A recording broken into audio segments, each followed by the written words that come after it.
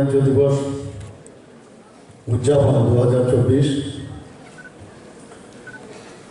সেই উপলক্ষে রবীন্দ্র শতবার্ষিকী ভবনে আজকে মঞ্চে উপস্থিত আছেন আমাদের ত্রিপুরা সরকারের সবার প্রিয়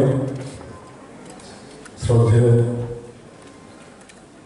মন্ত্রী শ্রী রতনলাল নাথ মহোদয়, উপস্থিত ত্রিপুরা সরকারের মাননীয় মন্ত্রী শ্রীমতী শান্তনা চাকমা মহোদয়া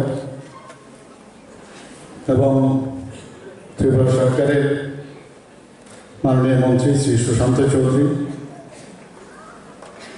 মাননীয় মন্ত্রী শ্রী টিঙ্কু রায় মহোদয় এবং আমাদের সামনে একটু আগে যিনি বক্তব্য রেখেছেন আমাদের ত্রিপুরা সরকারের মাননীয় চিফ সেক্রেটারি মহোদয় শ্রী জিতেন্দ্র কুমার সিনহা এবং ডিজিপি মহোদয় শ্রী অমিতাভ রঞ্জন এবং প্রারম্ভিক ভাষণে যিনি স্বাগত ভাষণ এখানে রেখেছিলেন শ্রী অপূর্ব রায় সেক্রেটারি, বর্তমানে জিএপিএনটির দায়িত্বে রয়েছেন, এবং ডাইরেক্টর আইসিআই ডিপার্টমেন্টের শ্রী বিমিশন ভট্টাচার্য মহোদয়। ট্রেনে বসলে কোনদিন আমরা ভাবতে পারিনি যে ত্রিপুরার থেকে কোনোদিন ট্রেন যাবে, তাও ব্রড গেজে। আমরা তো আগে শুনতাম যে কারণ নাকি আন্দোলনের ফসল নাকি এখানে ট্রেন আসছে। তো আমার তো সেই আন্দোলন করতে করতে দেখলাম যে মিটার গেজের গুটি গুটি পায়ে ধর্মনগর পর্যন্ত এসে থেমে গেল, আর আসলো না। আর আন্দোলন ছাড়াই প্রধানমন্ত্রীজি এমন এক পুশ করলো যে একদম চলে গেল সাবরুম পর্যন্ত। আমি জানি না বাংলাদেশও এখন ঢুকে যাচ্ছে। তো এই হচ্ছে আমাদের আন্দোলন ছাড়াও আমরা যাকে বলে যে সুশাসন যাকে বলে সেটা মাননীয় প্রধানমন্ত্রীজি দেখিয়ে দিয়েছেন।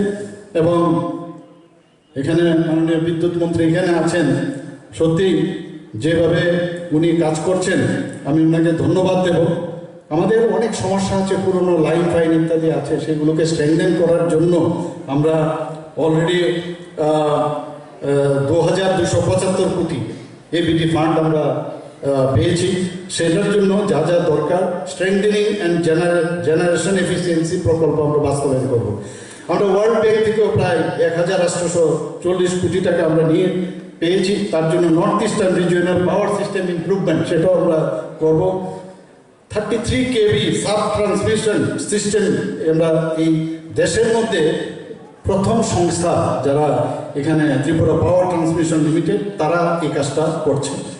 এখানে এখন সবসময় আমরা রিনিউয়েবল এনার্জির কথা বলছি, তার মাধ্যমে যে সৌর বিদ্যুৎ প্রকল্প 19.12 মেগাওয়াট, সেটাও তার যারা একদম প্রান্তিক ব্যক্তি আছে বিশেষ করে ট্রাইবেল এলাকা, সেখানে আমরা সেই পরিষেবা দেওয়ার চেষ্টা করছি। আমাদের জল জীবন মিশনে আমরা 3% থেকে শুরু করেছিলাম। 3% থেকে আমরা জল জীবন মিশন প্রতিটা ঘরে নলসের জল সেটা শুরু করেছিলাম। সেই জায়গায় কিন্তু আমাদের কাজকর্মের গতি অন্যান্য রাজ্যের থেকে কোনো অংশ কম হওয়া উচিত না, কারণ আমাদের এখানে 3rd স্ট্রংগেস্ট ইন্টারনেট আমাদের কাছে আছে। তো এটাকে সামনে রেখে আমরা কাজ করব।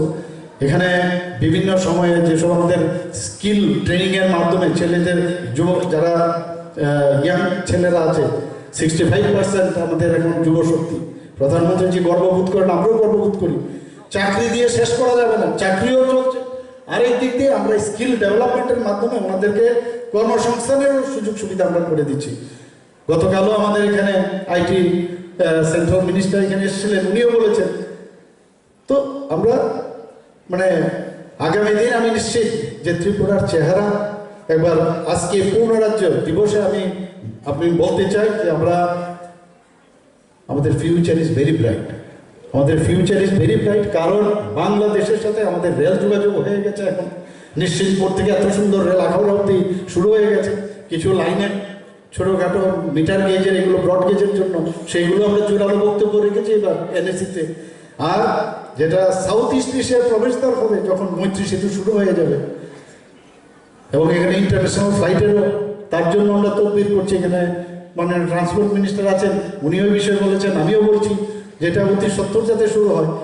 এবং বিভিন্ন খাতে আমাদের যেভাবে আমাদের মাননীয় প্রধানমন্ত্রী যে আমাদের সাহায্য করছেন যে ডেভেলপমেন্টের জন্য কোনো রকম, এবং সেটা ডেভেলপমেন্টের জন্য আমাদের যে গাইডলাইন আছে সেই গাইডলাইন অনুসারে আমাদের ইকোনমিক্যালি আমাদের ফিনান্স ডিপার্টমেন্টের ডিসিপ্লিন কিন্তু আমরা আমাদের মানে ফিনান্স ডিপার্টমেন্ট খুব ডিসিপ্লিনের সাথে চলছে, যেটা মাননীয় প্রধানমন্ত্রীজি এবং আমাদের কেন্দ্রীয় ফিনান্স মিনিস্টার বারবার জোর দেন, সেটা কিন্তু আমরা তার মাধ্যমে আমরা বিভিন্ন এক্সটার্নাল এইডের যে লোন আমরা নিচ্ছি এবং সেটা ওর মধ্যে আমাদের আছে। তো আমরা সব দিকে আমরা চেষ্টা করছি। আজকে পূর্ণরাজ্য যে দিবস, সেই উপলক্ষে এখানে যারা উপস্থিত আছেন আমি সবাইকে আবার হার্দিক অভিনন্দন জানাবো। আমাদের এখানে 1905 হেল্পলাইন, সিএম হেল্পলাইন চালু আছে এখানে। এর মাধ্যমে মানুষ প্রতিনিয়ত ফোন করছে, মানুষের অ্যাডভাইস দিতে চায়, অনেকে বিভিন্ন কমপ্লেনও করেন এবং সাথে সাথে সেইগুলো যাতে অ্যাকশন টেকেন সেই রিপোর্ট আমরা নিচ্ছি। আমাদের এখানে ন্যাশনাল হাইওয়ে প্রধান এবারও আমি এনএসি মিটিংয়ে বারবার বলছি যে প্রধানমন্ত্রীজি সবচেয়ে বেশি যেটা বারবার বলেন যে নর্থ ইস্টার্ন জোন যদি ডেভেলপ না হয় তাহলে ভারতও ডেভেলপমেন্ট হবে না। আমি এই কথাটা সেখানে এনএসির মিটিংয়ে আমি বলে এসেছি এটা। এবং বিশেষ করে ত্রিপুরা রাজ্য সবচেয়ে বেশি আমরা লাভবান, কারণ উনি হীরা মডেল আমাদের দিয়েছেন। ন্যাশনাল হাইওয়ে, ইন্টারনেট, ট্রেন, মানে আমাদের রেলওয়ে, তারপর আপনার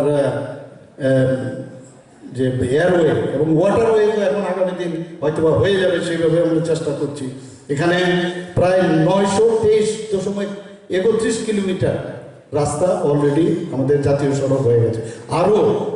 আরও 4টি সড়ক নীতিগতভাবে নীতি যে আমাদের যে মাননীয় ইউনিয়ন মিনিস্টার উনি বলেছেন যে আমি ওয়ান প্রিন্সিপাল আমি এটা মেনে নিয়েছি, সেটাও হবে। তারও প্রায় 229.25 কিলোমিটার রাস্তা আরও নতুন তৈরি হবে। ট্রেন